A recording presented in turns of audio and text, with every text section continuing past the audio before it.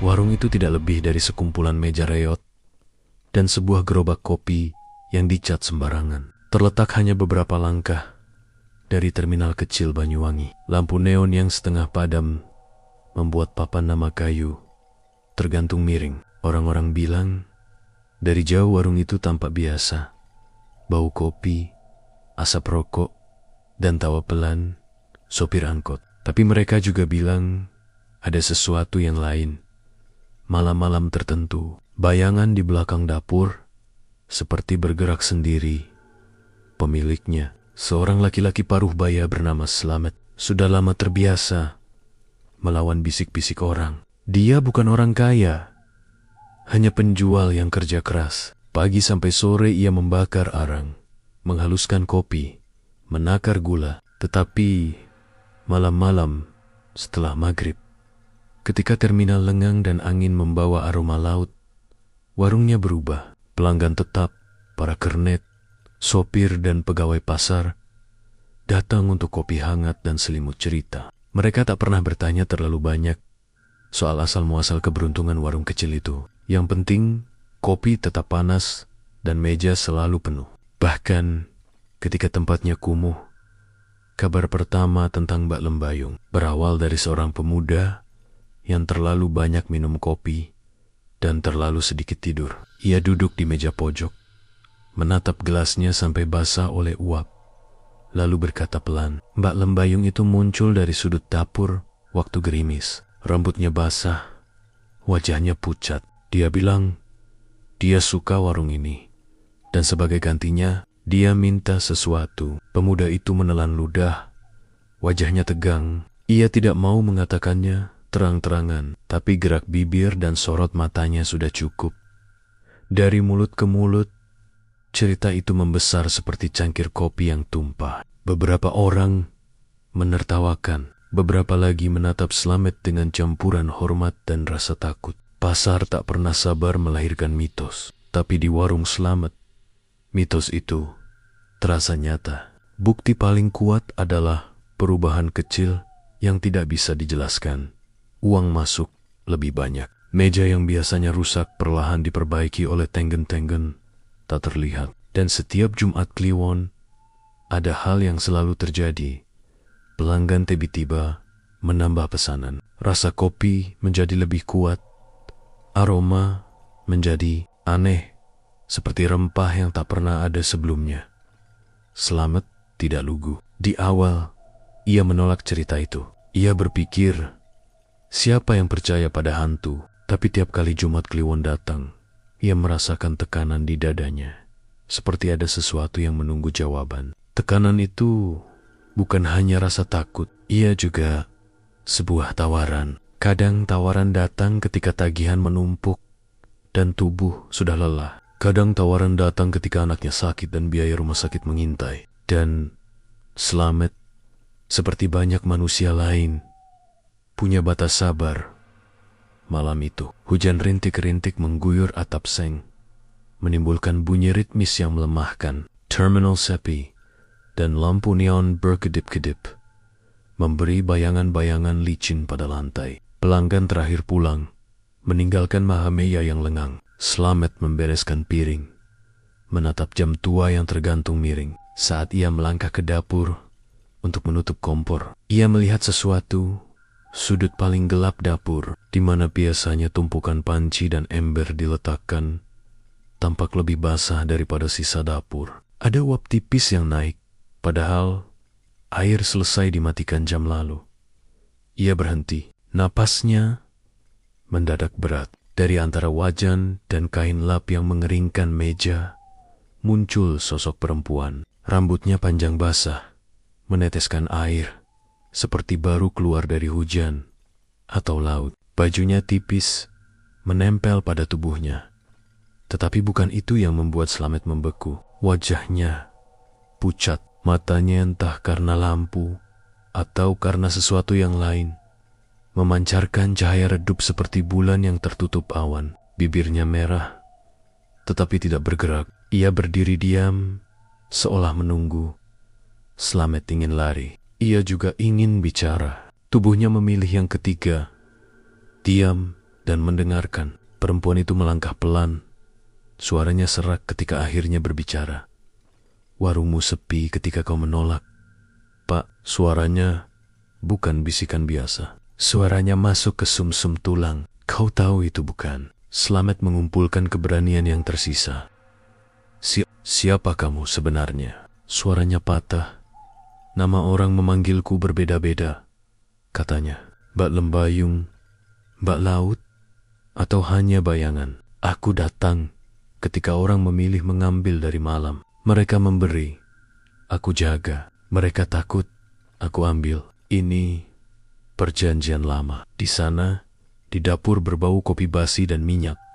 Slamet mendengar kata-kata itu seperti biji kopi yang jatuh ke tanah. Tawaran apa yang dibuat? Ritual apa yang harus dilakukan? Ia ingat bisik-bisik pasar. Tidur bersamanya setiap Jumat Kliwon, menuruti permintaan malam, dan jangan pernah menolak. Sekali menolak, katanya, warung akan sepi dan si pemilik akan jatuh sakit. Hebat bukan sakit biasa, melainkan sakit yang merasuk sampai tulang. Perempuan itu maju, mengambil sudut kain yang basah. Tangannya dingin saat menyentuh bahu Slamet. Ia tidak memaksakan diri dengan cara kasar, namun sentuhannya membawa gelombang dingin yang membuat Slamet seolah melayang dan tenggelam bersamaan. "Tidak perlu takut," suaranya mengalun. "Kau lakukan sebentar saja. Sebagai gantinya, warungmu hidup. Kau tolong aku tolong kau." Semua yang Slamet tahu tentang dunia ini bilang itu berbahaya. Semua yang ia rasakan, kelaparan, utang, rasa cinta pada anak yang ingin berobat, mendorongnya ke arah yang berlawanan. Ia melihat bayangan anaknya di otaknya, wajah yang tertidur di kasur tipis. Ia melihat tagihan listrik yang belum dibayar. Sesekali kehidupan memaksa manusia membuat pilihan yang tidak wajar. Slamet menatap ke lantai, ke biji-biji kopi yang berserakan. Ia tahu ada konsekuensi. Ia juga tahu janji mudah biasanya penuh duri. Namun perbedaan antara mitos dan kebutuhan terkadang seperti selisih napas, tipis, hampir tak terasa, sampai seseorang membiarkannya lewat. Apa yang harus kulakukan?" tanya Slamet. Akhirnya, suaranya hampir tak terdengar. Perempuan itu tersenyum sebuah senyum kecil yang membuat gigi tampak pucat. "Tidurlah di kamar penyimpanan malam ini. Jangan banyak bicara. Jangan banyak menuntut. Biarkan aku berada di dekatmu sampai fajar. Kau berikan aku 1 malam, dan esoknya warungmu tidak akan sepi. Tetapi ingat, jika kau menolak, aku ambil yang lain, bukan hanya pelanggan." "Kau..." Slamet menutup mata. Ia merasakan pilihan itu seperti cincin besi yang digulung di jari. Berat, halus, tak bisa dilepas. Ia tahu, di dalam warung ini, ia bukan satu-satunya yang mengamati pilihan itu. Setiap meja kosong adalah kesaksian. Setiap cangkir yang pecah adalah peringatan. Namun ia juga manusia yang harus memberi makan keluarganya. Malam itu, tanpa bercerita kepada siapapun, Slamet menutup warung. Ia mengunci pintu yang sering tidak pernah dikunci dan menyalakan lilin kecil di pojok kamar penyimpanan, ruang sempit di belakang untuk menyimpan bahan dan barang yang tak terpakai. Lampu kamar remang, bau kopi mengendap seperti kabut ketika ia berbaring di lantai kayu yang dingin. Hatinya berdebar, bukan hanya karena rasa takut, tetapi karena kesadaran yang aneh. Ia baru saja menukarkan sesuatu yang tak terdefinisikan dengan harapan. Mbak Lembayung datang seperti kabut. Ia duduk di tepi tikar. Rambutnya menetes air yang tidak bersuara. Mereka tidak berbicara banyak. Kata-kata dianggap tidak perlu. Ritual itu lebih pada hadir, pada kontak yang tak terucap. Slamet menutup mata, dan di antara gelap dan suara hujan, ia merasa dirinya tertarik ke dalam sesuatu yang lebih gelap dari selimut. Waktu di kamar penyimpanan menyusut menjadi detak yang tak teratur. Ada aroma garam yang kuat, seperti bau pantai setelah ombak pecah. Ada juga nada lagu yang samar, tak seperti lagu manusia, melainkan seperti bunyi rantai jarum jam yang lama terlupakan. Dalam separuh kesadaran itu, Slamet melihat bayangannya sendiri di dinding lebih kurus, lebih pucat dan merasa seolah-olah warung di luar semakin jauh. Ketika fajar pertama menembus sela-sela genteng dan lilin di pojok padam sendiri, Slamet terbangun. Tubuhnya basah oleh keringat, tetapi bukan keringat biasa ada. Rasa dingin yang menempel sampai ke tulang. Ia meraba lehernya, mencari denyut yang normal, lalu melangkah keluar. Di luar, yang mengejutkannya bukan hanya keramaian. Warungnya penuh.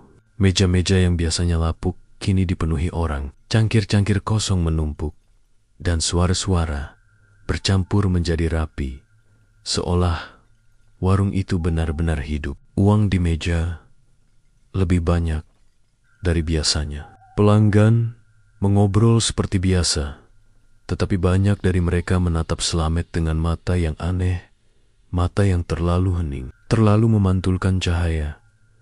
Slamet berdiri, tak percaya. Ia merasakan kemenangan dan kejutan bercampur dengan sesuatu yang lain.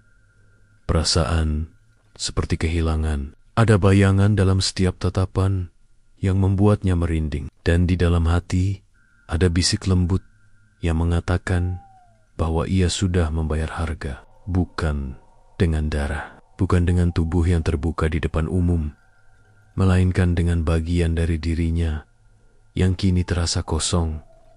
Seorang pelanggan tua menepuk bahu Slamet, tersenyum lebar. "Kau beruntung, Pak. Warungmu jadi ramai lagi. Kopinya makin enak." Slamet tersenyum kembali, tetapi senyum itu terasa lemah. Di sudut matanya, ia melihat bayangan basah melintas ke belakang, lalu menghilang di balik tirai dapur. Ia tahu perempuan itu telah pergi. Ia juga tahu dia akan kembali. Dan setiap Jumat Kliwon ke depan, pilihan itu akan menunggu di sudut dapur yang sama. Menunggu jawaban yang mungkin harus selalu ia berikan di suatu tempat dalam hatinya. Slamet bertanya, apa yang benar-benar diberikan Mbak Lembayung? Apa yang diambil? Ia tidak punya jawaban malam itu. Hanya deretan pelanggan yang terus berdatangan dan aroma kopi yang kini mengandung sesuatu yang tak bisa dijelaskan. Dan di malam-malam berikutnya, ketika lampu neon kembali berkedip, bisik-bisik pun bertambah.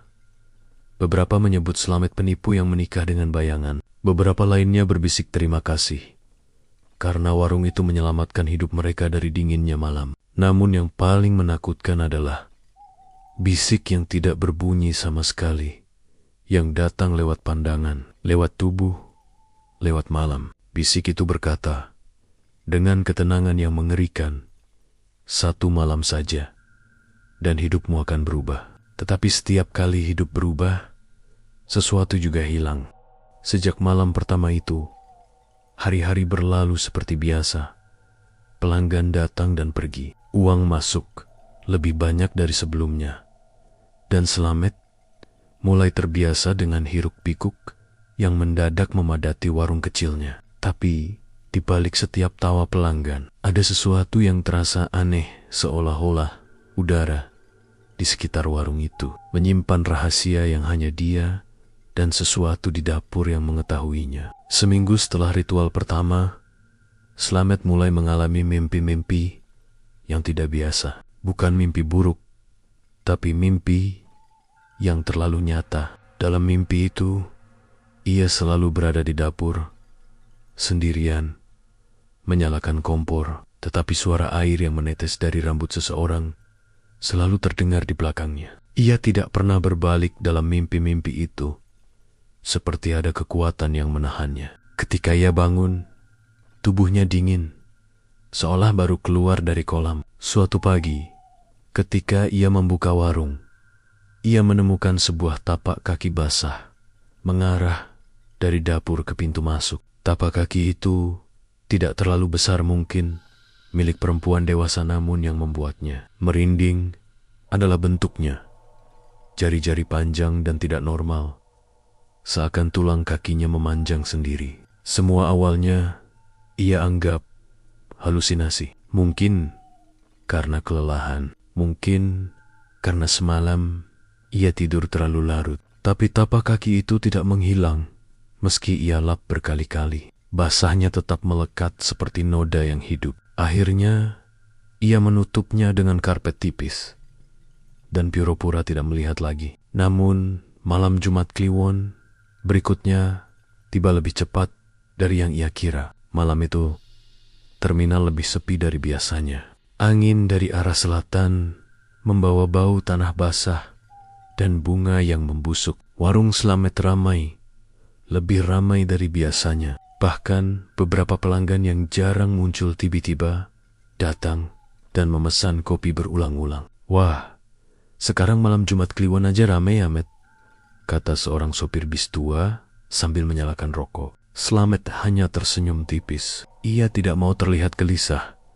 Meski dalam hati, ia telah menghitung jam sejak sore. Ia tahu ketika tengah malam tiba, ia harus kembali ke ruang penyimpanan itu. Ia harus memenuhi perjanjiannya. Menjelang jam 11 malam, pelanggan mulai berkurang. Satu persatu mereka pulang, kemeja mereka basah oleh udara malam. Jam 12 kurang 10 menit, hanya tinggal 2 orang.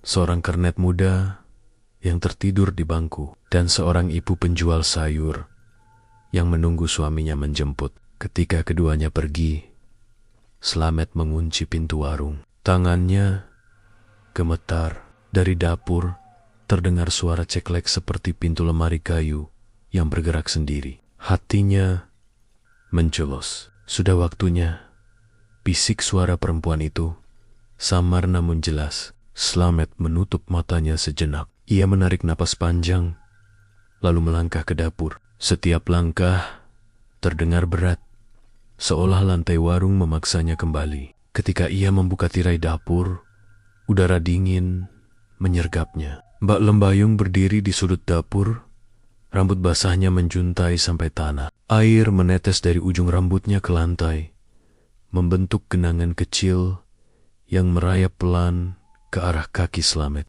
Kau datang, katanya dengan suara yang hampir seperti nyanyian. Seperti yang dijanjikan, jawab Slamet pelan. Wajah perempuan itu bergerak mendekat, namun ia tidak berjalan. Tubuhnya seperti meluncur di atas lantai, tanpa langkah. Sekejap kemudian ia berada di depan Slamet. Wajahnya hanya beberapa sentimeter dari wajahnya. Mata perempuan itu lebih pucat dari sebelumnya, seperti 2 bulan sabit yang redup. Kau tidak takut lagi? Tanya Mbak Lembayung. Slamet menelan ludah. Cukup, tapi aku butuh. Warung tetap hidup. Perempuan itu tersenyum simpul, senyum yang tidak menunjukkan kebahagiaan, melainkan pemahaman gelap. Tangannya terangkat, menyentuh pipi Slamet. Sentuhannya dingin, seperti tangan yang baru dicuci di air kuburan. Kalau begitu, mari kita mulai. Malam itu berbeda dari malam pertama. Di kamar penyimpanan, lilin yang ia nyalakan bergetar, meski angin tidak masuk. Aroma garam kembali hadir. Kali ini lebih kuat. Ketika Slamet berbaring, Mbak Lembayung duduk di sisi tikarnya. Rambut basahnya menyentuh lantai dan mengalir seperti sungai hitam kecil. Namun, ada hal lain. Suaranya seperti seseorang berjalan pelen-pelen di luar kamar, menyeret sesuatu, padahal warung sudah dikunci. Tidak mungkin ada orang di luar. Mereka ingin melihat, kata perempuan itu tiba-tiba. Suaranya serak seperti batu terseret. Mereka ingin tahu apakah kau memenuhi bagianmu. Slamet menegakkan tubuh. Mereka, siapa yang datang bersamaku dari tempat yang tidak kau kenal? Hawa ruang kecil itu mendadak berubah lebih dingin. Lilin berkedip kuat, lalu mati. Gelap menyelimuti semuanya. Dan dalam gelap itu, Slamet mendengar suara. Napas, bukan 1, bukan 2, tapi banyak.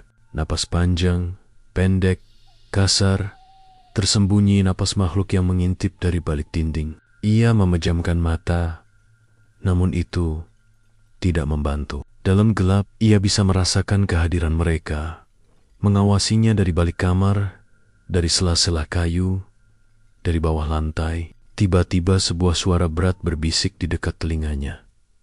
"Jangan menolak ritual malam ini, Slamet." Slamet merasakan tubuhnya lemas. Ia tidak tahu siapa yang berbisik, karena suara itu bukan suara perempuan itu. Itu suara laki-laki. Suara tua. Suara yang seperti keluar dari tenggorokan penuh air. Dengan gemetar, Slamet menoleh. Namun, tidak ada siapa-siapa. Hanya hawa lembab dan aroma laut. Kemudian, dari balik punggungnya, ia mendengar suara geluduk kecil, suara air mengguyur sesuatu. Ketika ia menengok ke depan, Mbak Lembayung berdiri di sana. Namun kali ini wujudnya berbeda. Rambutnya mengembang seperti rumput laut. Matanya hitam penuh, kulitnya pucat kehijauan, seperti tubuh yang telah lama tenggelam di dasar sungai. Di sisi tubuhnya, ia melihat benda-benda kecil yang bergerak seperti makhluk laut kecil yang menempel di kulitnya. "Kau tidak boleh berhenti di tengah jalan, Slamet," katanya. Suaranya lebih dalam. "Jika kau berhenti, sesuatu akan datang mengambil tempatmu." Slamet tahu tak ada pilihan. Ia menutup mata, menyerahkan diri pada ritual yang semakin malam semakin tidak manusiawi. Fajar menyapu kamar penyimpanan dengan warna abu-abu pucat. Ketika Slamet membuka mata, ia mendapati tubuhnya kaku dan pegal, seakan ia berlari sepanjang malam. Rambutnya basah, pakaiannya lengket oleh keringat dan air yang entah dari mana datangnya. Di sampingnya, tidak ada siapa-siapa.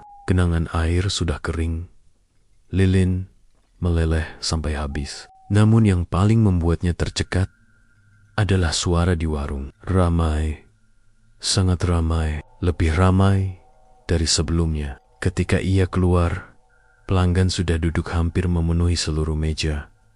Padahal matahari baru terbit. Yang lebih aneh, mereka semua duduk diam, tersenyum kepadanya dengan cara yang sama. Senyum kecil, lebar, dan tidak berkedip, seolah mereka sudah menunggunya lama. Slamet merasakan bulu kuduknya berdiri. Namun yang paling membuat napasnya tercekat adalah satu hal.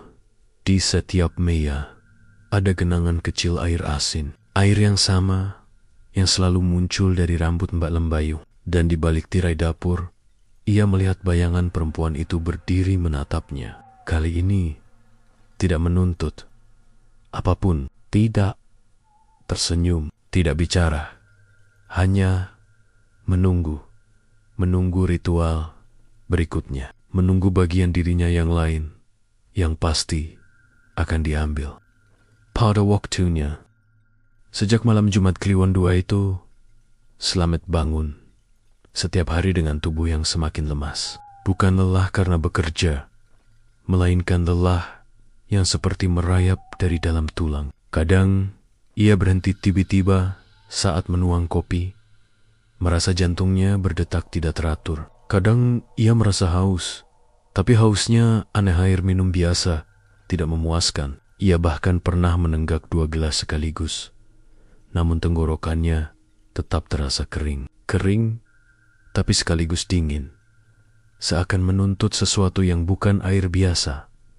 Warungnya semakin ramai. Pelanggan berdatangan dari berbagai arah, bahkan dari kota-kota sekitar. Ada yang bilang kopinya punya aroma khas yang tidak ditemukan di tempat lain. Ada yang bilang setiap kali minum di sana, mereka merasa tenang sampai lupa waktu. Namun bagi Slamet, ketenangan itu justru menakutkan. Pada suatu sore, seorang pelanggan muda bertanya sambil mengaduk kopinya, "Pak Slamet, resep kopi ini pakai apa ya?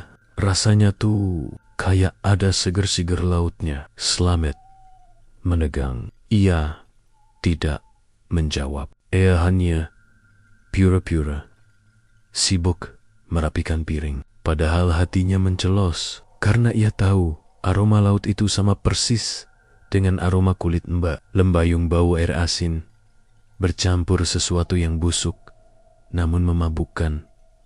Ketika malam turun, warung Seperti biasa, sepi. Jam dinding berdetak lambat. Tirai plastik bergoyang halus meski angin tidak berhembus. Slamet menutup warung lebih cepat. Merasa ada sesuatu yang mengintip dari balik kaca. Ia berjalan ke dapur. Lampu dapur berkedip sekali, lalu mati. Gelap, tapi dalam gelap itu, Slamet tahu ia tidak sendirian. Suara tetesan air terdengar pelan dari sudut. Tuk, tuk, tuk. Slamet menarik napas panjang, lalu menyulut korek api. Cahaya kecil itu menyingkapkan sebagian dapur, termasuk sebuah genangan air yang merayap pelan di lantai. Ia menelan ludah, kemudian menyalakan lilin kecil. Baru saja ia hendak menyusun langkah keluar. Sebuah suara berat lebih berat dari manusia biasa berbicara dari belakangnya. Lelah ya, Slamet. Slamet membeku. Punggungnya dingin. Perlahan ia menoleh. Di sudut dapur berdiri sebuah sosok tinggi, kurus, dengan kulit kelabu kehijauan, seperti ikan mati. Rambutnya pendek, matanya cekung, dan tubuhnya tampak seperti diselimuti lumut. Banyak bekas lecet seperti ditarik jaring. Namun meski wujudnya menyeramkan, sosok itu tidak bergerak mengancam. Ia berdiri diam, seperti patung yang basah oleh air laut. Siapa? Kau. Suara Slamet hampir tidak keluar. Sosok itu membuka mulutnya. Dari celah bibirnya menetes air. Aku, bagian dari perjanjiannya. Slamet tertegun. Lalu dari belakang sosok itu, muncullah Mbak Lembayung. Ia melangkah perlahan. Rambut panjangnya memenuhi lantai. Namun kali ini, ia tidak tersenyum. Wajahnya tampak lebih pucat dari biasanya, seolah kehilangan warna. Slamet, katanya lirih, ritualmu tidak hanya dengan aku. Kata-katanya membuat udara membeku. Apa maksudnya? Slamet bertanya, penuh kengerian. Mbak Lembayung mengusap pipi Slamet dengan jari dinginnya. Ada yang lain yang ikut memakan sebagian tubuhmu. Slamet mondal. Makan? Apa maksudmu makan? Perempuan itu tidak menjawab dengan kata-kata. Ia hanya menatap tubuh Slamet dari atas sampai bawah, lalu menghela napas. Lihat lenganmu. Slamet mengangkat lengan kirinya. Ia terkejut. Kulitnya tampak lebih pucat. Urat-urat biru muncul jelas seperti akar pohon yang naik ke permukaan. Di pergelangan tangannya ada bekas memar berbentuk jari-jari panjang dan kurus, seperti jari makhluk laut yang menahan erat itu. Itu bukan darimu? Tanya Slamet dengan suara bergetar. Bukan, jawab Mbak Lembayung. Mereka ikut makan karena kau memanggilku. Kau membuka celah. Kau membuka jalan bagi mereka. Sosok tinggi di sudut itu bergerak maju setapak. Suaranya seperti gelembung air pecah. Kami lapar, Slamet. Lapar sejak lama. Slamet memundurkan tubuhnya hingga punggungnya menempel dinding. Aku tidak pernah setuju dengan ini. Aku hanya ingin warungku ramai. Mbak Lembayung mendekat, menatap Slamet dengan mata sendu yang anehnya. Terlihat tulus, tapi kau lupa, Slamet, katanya pelan. Setiap permintaan dari dunia kami selalu ada upahnya. Perempuan itu melangkah ke dekat sosok lelaki laut itu, lalu memegang tangannya. Ia melanjutkan, dan upahmu terlalu kecil. Mereka ingin lebih. Slamet merasa dadanya sesak. Lebih? Apa maksudmu lagi? Aku sudah mengikuti semuanya. Sosok itu menggeram pelan. Kami ingin waktu. Tubuhmu, napasmu. Slamet gemetar hebat. Tidak. Tidak Aiken. Mbak Lembayung menatap Slamet dalam, kemudian berkata, perjanjian bisa bertahan jika kau memberi lebih, atau kau tinggal menunggu kami datang mengambilmu. Sejak pertemuan itu, Slamet hidup dalam keadaan tertekan. Di warung, ia merasa tatapan pelanggan semakin aneh. Mereka memandangnya lama, seolah wajah Slamet adalah sesuatu yang perlu diamati dengan teliti. Beberapa pelanggan tersenyum sambil menatap tangannya yang pucat. Bahkan seorang ibu-ibu pernah berkata pelan, "Pak Slamet, tangan jenengan kok baunya asin ya? Lagi habis kena laut." Slamet hanya tertawa hambar. Namun pada malam harinya, ia benar-benar merasakan perubahan pada tubuhnya. Tangannya sering gemetar. Jarangnya tidur membuat matanya merah. Dan setiap kali ia menatap cermin, ia melihat bayangan lain di belakangnya. Bayangan yang lebih tinggi. Bayangan yang seolah memegang bahunya. Puncaknya terjadi 2 hari sebelum Jumat Kliwon berikutnya. Slamet sedang membersihkan meja ketika ia merasakan dadanya sesak. Napasnya tersengal. Ia bersandar pada meja, berusaha mengatur napas. Dari kayahan, ia melihat pelanggan di meja pojok, menatapnya tanpa berkedip. Tiba-tiba pandangannya kabur. Dalam kabur itu, ia melihat sesuatu. Kamar penyimpanan, gelap, dindingnya basah, lalu beanggen, bak lembayung melayang masuk.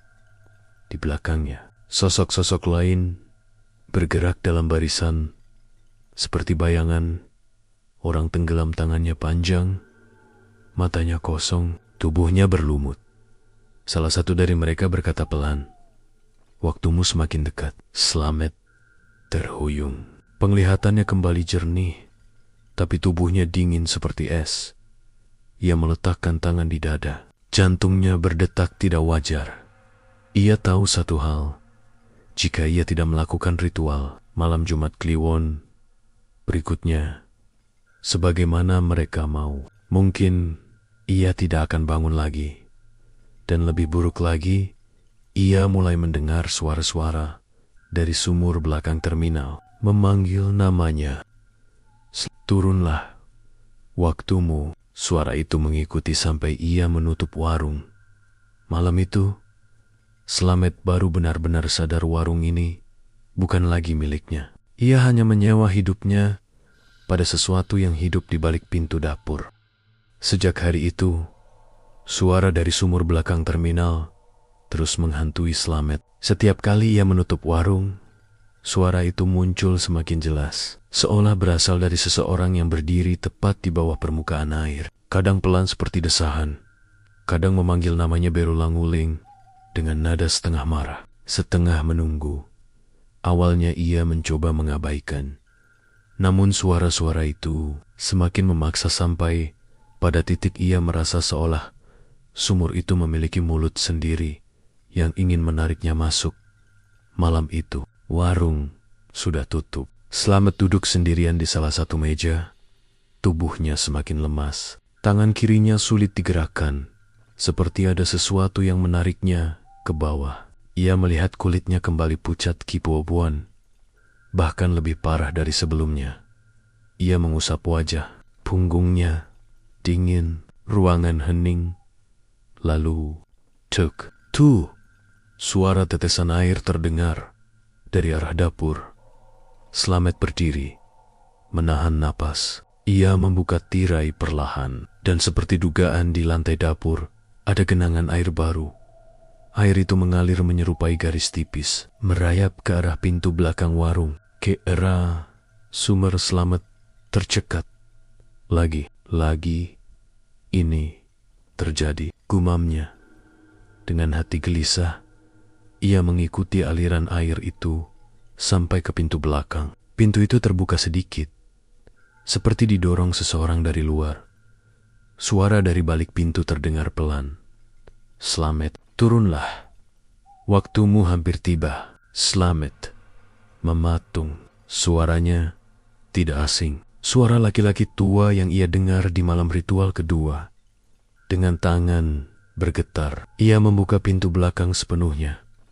Dingin malam menyambutnya. Angin berbau laut berembus ke wajah. Di kejauhan, terminal tampak sunyi, lampu-lampanya redup seperti mau padam. Sumur tua yang berada tidak jauh di belakang warung tampak gelap pekat, seolah menelan cahaya di sekitarnya. Dan dari dalam sumur itu, Asap tipis Kibuopuan naik perlahan. Slamet menelan ludah. "Apa yang kalian mau dariku?" Suara itu menjawab dengan berat, penuh gema. "Datanglah, lihat apa yang kau telah panggil." "Lihat kami." Slamet mundur selangkah. Namun, di saat yang sama, pintu belakang warung menutup pelan. Klik. Ia terjebak di luar. Dengan langkah pelan, Slamet mendekati sumur. Udara di sekitarnya semakin dingin-dingin, yang memaksa tulang-tulangnya menggigil. Ketika ia hampir mencapai bibir sumur, air di dalamnya mulai berputar seperti pusaran kecil tanpa angin. Kemudian, Slamet melihat sesuatu muncul dari dalam air. Pertama adalah rambut hitam panjang, kemudian dahi pucat, lalu mata dua lubang gelap yang mengintip langsung ke arah Slamet. Setelah itu, wajah Mbak Lembayung muncul perlahan dari bawah permukaan air, tanpa cipratan sedikit pun, seolah air sumur bukan air, melainkan pintu. Slamet, suaranya serak, dingin, dan penuh rasa lapar. Waktunya hampir tiba untuk ritual berikutnya. Slamet mundur, keringat dingin membasahi pelipisnya. Aku tidak bisa. Tubuhku sudah tidak kuat. Wajah perempuan itu memiring sedikit. Senyumnya aneh. "Kalau begitu, kau harus menerima bagian lain dari perjanjian." Slamet membeku. Bagian lain. Dari balik tubuh Mbak Lembayung, bayangan-bayangan lain mulai naik ke permukaan air. Tubuh-tubuh kurus dengan mata cekung, kulit hijau, keabu-abuan, dan jari-jari panjang yang tampak seperti tulang belulang yang dibungkus kulit tipis. Satu persatu mereka muncul. Tanpa suara, Slamet mundur hingga punggungnya menempel pada dinding tembok belakang warung. Mereka, suara Mbak Lembayung memecah keheningan, adalah makhluk yang datang dari dunia di mana aku berasal. Mereka menunggu seseorang untuk masuk. Slamet hampir tidak bisa bicara. "Masuk ke mana?" "Ke kami," jawab salah satu makhluk itu dengan suara gergeling, seolah penuh air. "Kau sudah setengah bagian milik kami, Slamet." Slamet melihat tangannya. Urat-urat biru semakin jelas. Kulitnya mulai tampak seperti terendam air berhari-hari. Panik menyeruak di dadanya. "Tidak, aku tidak mau mati. Aku hanya ingin warungku ramai." Mbak Lembayung mendekat sedikit. Wajahnya kini muncul seluruhnya dari sumur. Rambutnya menyebar di permukaan air seperti rumput laut. Setiap permintaan ada bayarannya. Slamet menggigit bibir hingga hampir berdarah. "Apa yang harus kulakukan supaya kalian tidak membawaku?" Hening panjang, hanya suara air yang berputar. Lalu Mbak Lembayung berkata pelan, "Kau harus memberikan gantinya." Slamet mengerutkan kening. "Ganti apa?" Perempuan itu tersenyum samar. "Seseorang Kiwa lain yang masuk ke sumur ini menggantikanmu." Slamet terdiam. Darahnya serasa berhenti mengalir. "Aku harus mengorbankan." Sisir. Wajah-wajah makhluk laut itu mulai mendekat ke bibir sumur. Mata mereka menatap Slamet dengan harapan lapar. "Jika tidak," kata salah satu makhluk yang suaranya serak, "kau akan kami tarik masuk malam Jumat Kliwon nanti." Slamet merasa seluruh tenaganya luluh. Ia sibuk menelan ludah. Pikirannya kacau. Aku tidak bisa. Aku tidak mungkin memilih manusia lain." Mbak Lembayung perlahan mengangkat tangannya. "Kalau begitu, kau tidak punya banyak waktu." Malam itu, Slamet kembali ke dalam warung sambil sempoyongan. Kakinya lemas, tubuhnya semakin dingin. Setiap langkah seperti membawanya lebih dekat ke kematian. Saat ia duduk di kursi warung, lampu-lampu kembali berkedip. Tirai dapur bergerak sendiri, walau tidak ada angin.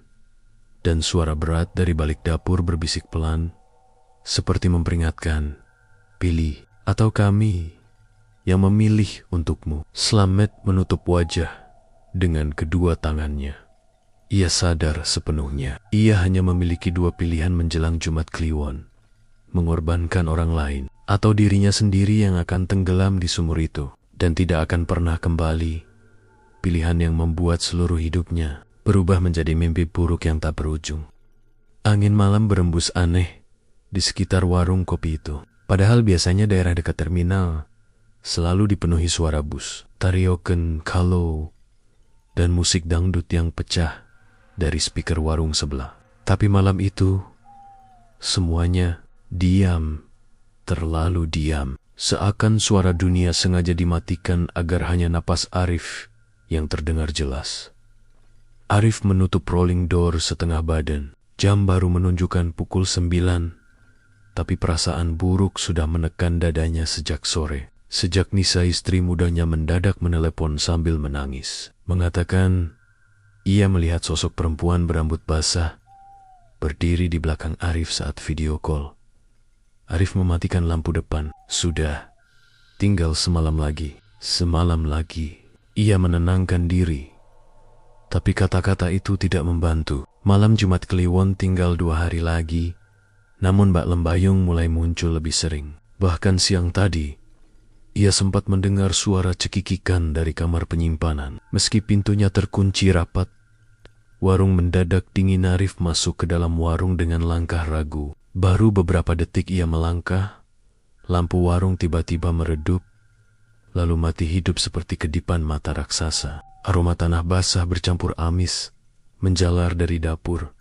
Jangan malam ini, jangan. Sekarang, Arif berguma, tapi dari arah dapur terdengar keletak, keletak, keletak, seperti seseorang menyeret kuku panjang di dinding kayu. Arif menelan ludah. Engine lari. Tapi tubuhnya terasa berat. Lampu kembali stabil dan sesaat semuanya tampak normal. Ia menarik napas dan menuju meja racikan kopi. Tapi baru ia hendak menyalakan kompor, ada napas hangat di belakangnya. Perlahan, sangat pelan, napas itu mendekatkan diri ke telinga kanan Arif. Kau merindukanku. Arif membet, punggungnya langsung licin oleh keringat dingin. Ia tidak berani menoleh. Tidak ingin melihat rambut basah itu lagi. Tidak ingin melihat kulit pucat itu. Tidak ingin melihat mata hitam penuh kecemburuan yang mengintai dari balik rambut panjangnya. Tapi suara itu muncul lagi. Kali ini dari arah lain, lebih dekat. Kau milikku, Arif. Arif menutup mata, berusaha menguatkan diri.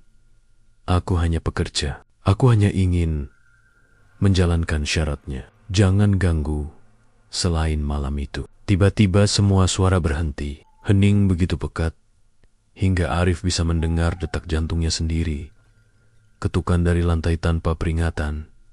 Terdengar duk, dak, dak, tepat dari bawah warung. Ketukan keras seperti sesuatu mencoba keluar dari lantai kayu. Arif mundur sampai lututnya terbentur meja. Ketukan itu semakin tidak beraturan keras, cepat. Seolah ada seseorang yang terjebak di bawah sana. Kemudian terdengar suara seret, disusul suara napas berat. Arif menggenggam dadanya. Tidak, itu bukan manusia. Ia tahu itu. Sosok itu selalu muncul dari sudut dapur. Tapi selama beberapa hari ini, ia seperti mencari jalan keluar lain. Seolah-olah Mbak Lembayung ingin memperlihatkan sesuatu atau ingin menunjukkan bahwa ia bisa datang dari mana saja. Tiba-tiba lampu dapur menyala sendiri. Dari lantai, terlihat retakan kecil seperti bekas dicakar.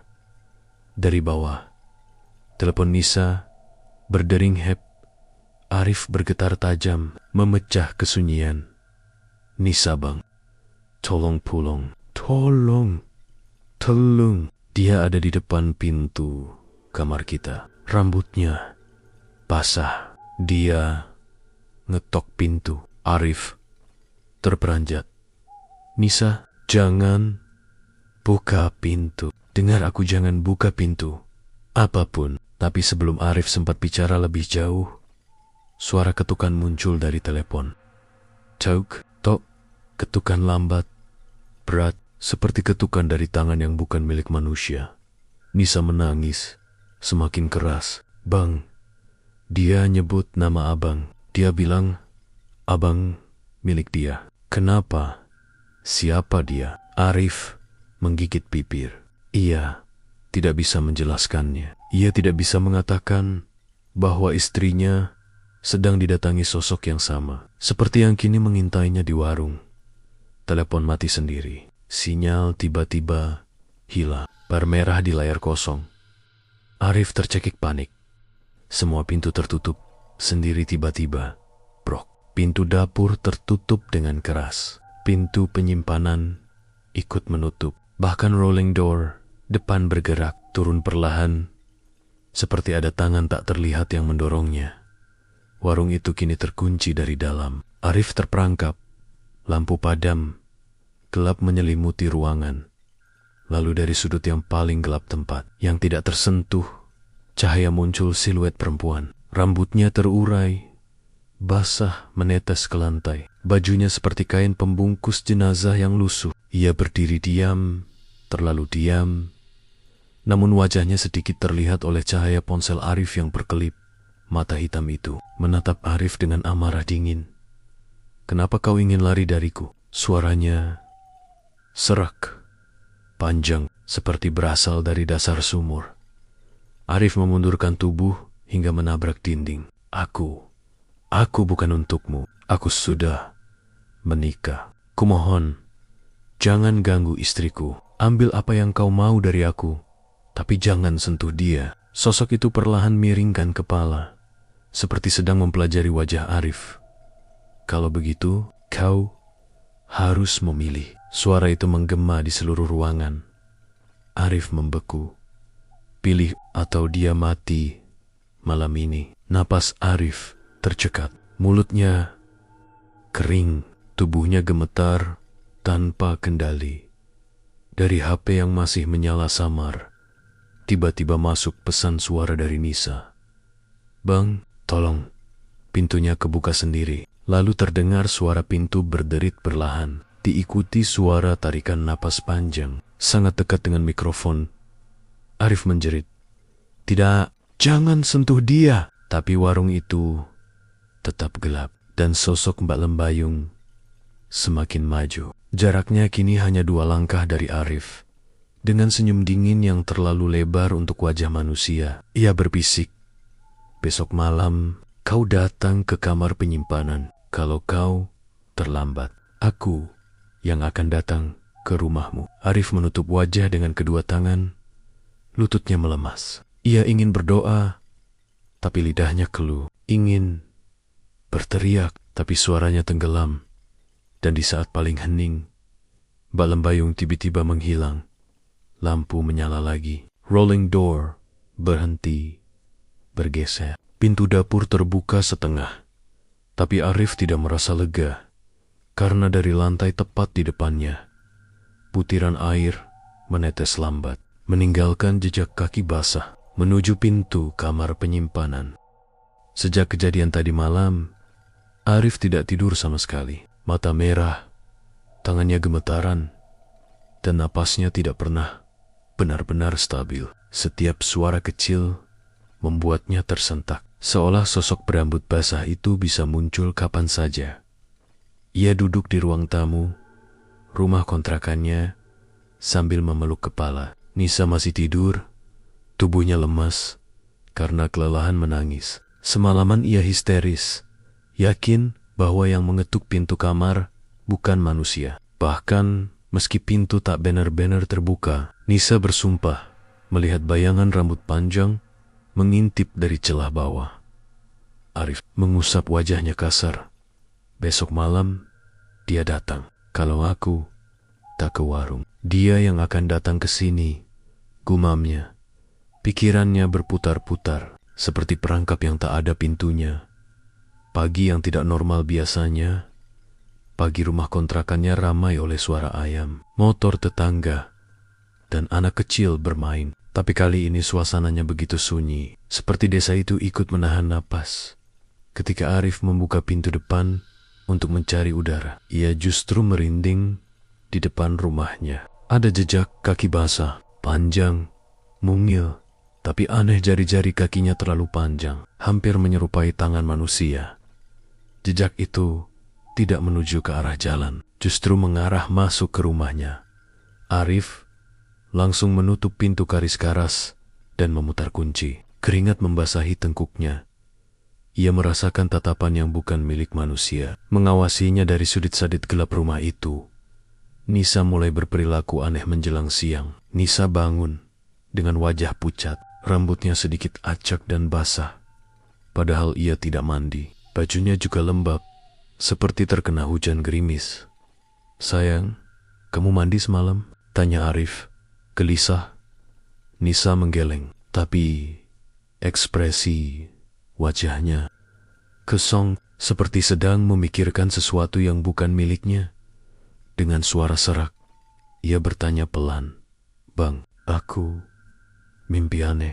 Ada perempuan rambut basah tiduran di sebelah aku. Dianonia, kenapa aku masih di sini?" Arif langsung tersentak. Ia menggenggam tangan Nisa yang dingin seperti es. Dia bilang apa lagi? Nisa menggigit bibir, ragu. Dia abang milik dia. Dan kalau aku tidak pergi, dia akan ambil aku. Arif memeluk Nisa erat-erat. "Kamu gak akan kemana-mana. Aku yang jagain." Tapi hati Arif menjerit. Ia tahu itu bukan mimpi. Mbak Lembayung mulai menembus batas rumah. Sore hari, tanda ketiga menjelang maghrib, Arif memutuskan menyalakan TV agar rumah tidak terlalu sunyi. Tapi tiba-tiba TV berubah sendiri jadi layar hitam. Lalu muncul suara seperti orang merangkak di lantai. Crack, crack. Arif hendak mematikan TV. Tapi layar tiba-tiba menampilkan ruangan dapur warungnya. Tepat sudut tempat Mbak Lembayung biasa muncul. Padahal tidak ada kamera di sana. Tidak ada perangkat yang terhubung. Nisa menutup mulut dengan tangan. Tubuhnya menggigil. "Bang, matiin." Sebelum Arif sempat memencet tombol, sosok itu muncul di layar. Rambut panjang basah, kepala sedikit menunduk, tangan pucat merangkak ke arah kamera. Jaraknya semakin dekat. Suaranya bukan hanya dari TV tetapi juga dari sudut ruangan. Awal malam ini, milik TV padam sendiri dan lampu rumah berkedip cepat, seakan mau meledak. Tetangga memberi peringatan menjelang Isya. Pintu rumah Arif diketuk seseorang. Arif membuka perlahan, takut kalau yang datang bukan manusia. Syukurnya yang muncul adalah Makrum. Tetangga tua yang dikenal memiliki sedikit kemampuan indera keenam. Ia langsung menatap Arif dengan wajah cemas. "Rif, aku mimpi buruk tentang warungmu. Ada perempuan yang bukan manusia duduk di atapnya, melotot ke arah rumahmu ini." Arif membeku. Makrum melanjutkan dengan suara gemetar. "Dia bukan hanya marah, tapi kau sudah menyentuh dunia dia. Itu pesugihan yang tak bisa kau putuskan sesuka hati. Arif kalau aku berhenti, dia akan bunuh istriku." Makrum menelan ludah keras-keras. "Kau sudah terikat, nak. Tapi malam ini adalah puncaknya. Kalau kau tidak menghadapinya, dia akan datang mengambil apa yang paling kau cintai." Arif terasa ingin muntah. Bagaimana aku menghadapinya? Makrum memandang langit sebentar, lalu berkata, "Kau harus kembali ke warung malam ini, tapi jangan sendirian." Arif ping, siapa yang mau ikut? Siapa yang berani? Makrum menatapnya dalam-dalam. Arif langsung menahan bahu Makrum. "Tidak, Mak.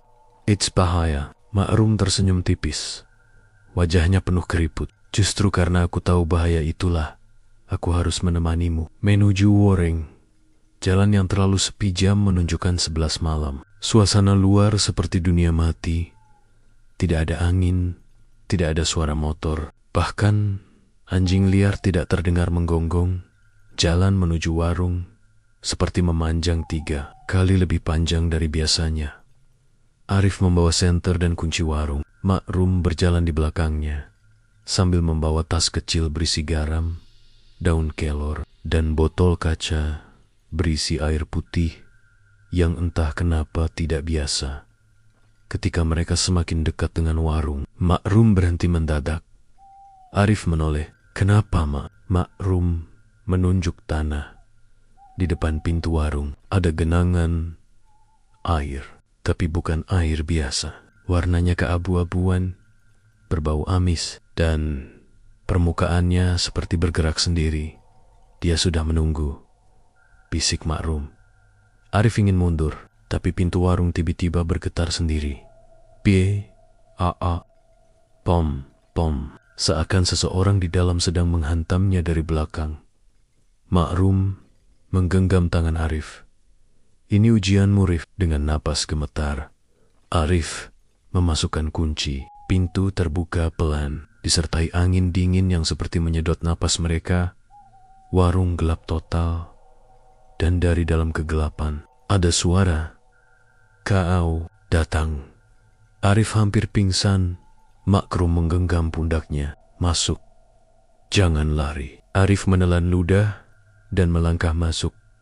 Lampu-lampu langsung menyala sendiri. Seluruh meja bergetar. Gelas-gelas bergerak jatuh, pecah satu persatu. Dan di tengah warung berdiri sosok itu, wanita berambut basah. Pakaiannya menempel pada kulit pucatnya. Matanya hitam kelam seperti sumur tanpa dasar. Ia tersenyum, tapi senyumnya terlalu lebar untuk wajah manusia. "Akhirnya, kau kembali, Arif." Arif merasa lututnya hampir patah. Mbak Lembayung melangkah maju. Air menetes dari rambutnya, menetes ke lantai, lalu mengalir ke arah Arif. "Kau milikku selamanya." Makrum maju selangkah dan berkata dengan suara lantang, "Anak ini bukan milikmu. Kau hanya makhluk yang diberi celah oleh syarat pesugihan, bukan pemilik jiwa manusia." Sosok itu berbalik. Senyumnya hilang. Wajahnya memanjang. Matanya membesar. Suara geramnya seperti ribuan kutukan. "Perempuan tua, jangan campur." Semua lampu pecah sekaligus. Warung tenggelam dalam gelap total. Arif menjerit. Makrum terjatuh. Dan dalam kegelapan itu, ada sesuatu yang merangkak cepat ke arah mereka. Sesuatu yang basah. Sesuatu yang tidak mungkin manusia. Semua lampu warung pecah dalam 1 detik. Gelap menelan ruangan. Hanya menyisakan suara napas panik Arif dan Makrum. Dari lantai yang basah, terdengar suara ceplak, seplak, seperti tangan atau kaki yang basah merangkak mendekat dengan cepat.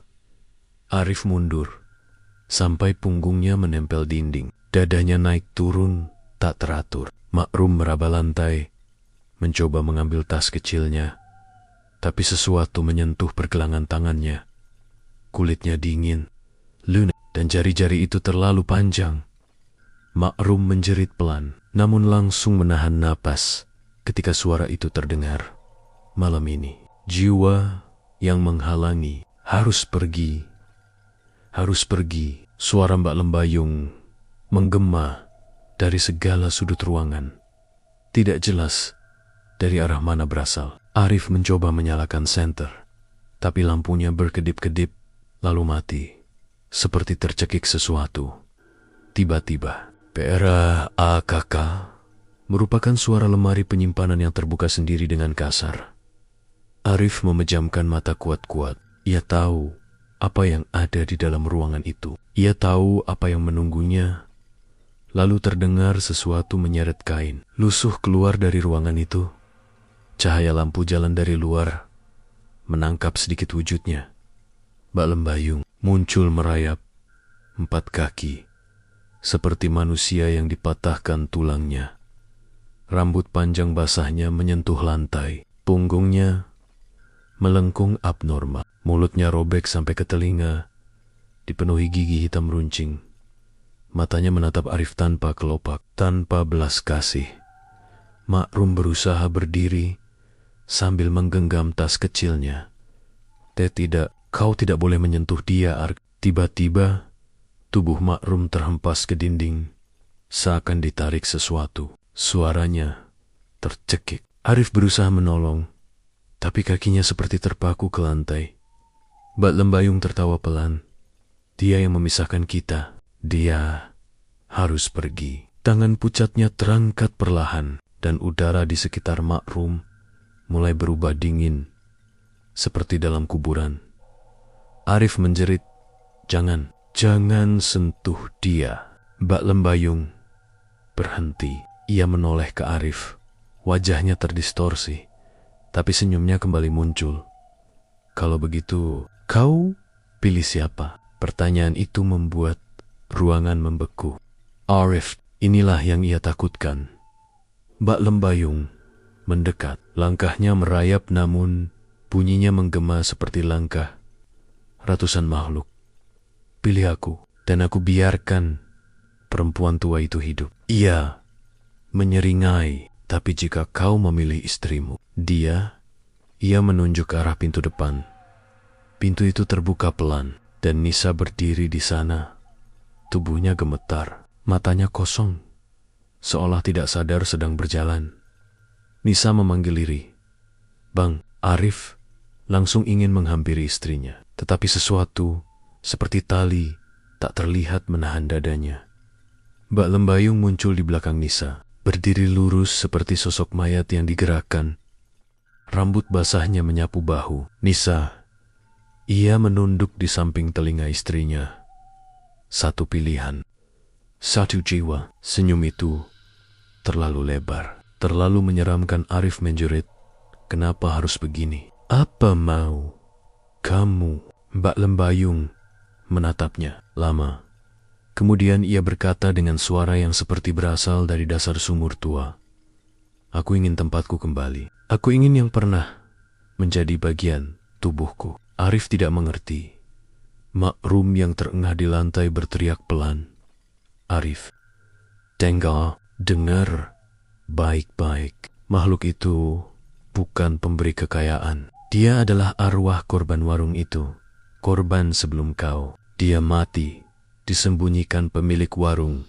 Lama, tubuhnya dipotong, bagian-bagiannya disebar." Arif memandang Mbak Lembayung dengan ngeri. Air menetes dari tubuhnya, dan ia merentangkan tangan. Di telapak tangannya ada potongan kain kafan. Pemilik lama janji mengembalikan tubuhku jika mau selamat, tapi dia mati sebelum menyelesaikannya. Kau penerusnya. Arif tersentak. Warung ini memang diwariskan tanpa banyak penjelasan. Maksudmu, aku harus lengkapkan tubuhku?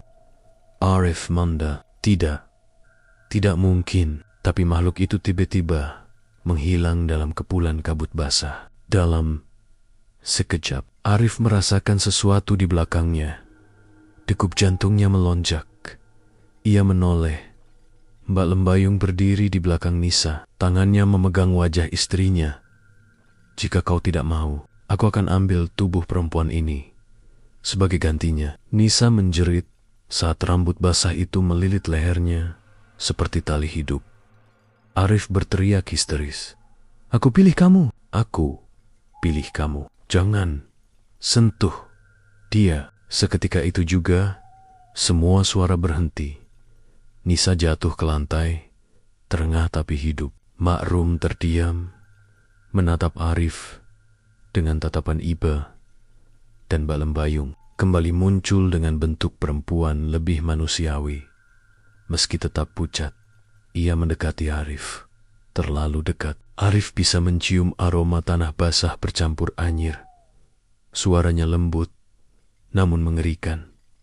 "Katakan, kau memilihku." Arif hampir bangkit untuk memeluk Nisa, tapi ia tidak bisa. Jika ia bohong, Nisa akan mati saat itu juga, dengan mata berkaca-kaca. Arif berbisik, "Aku memilih kamu." Hening yang panjang, kemudian senyum dingin itu muncul.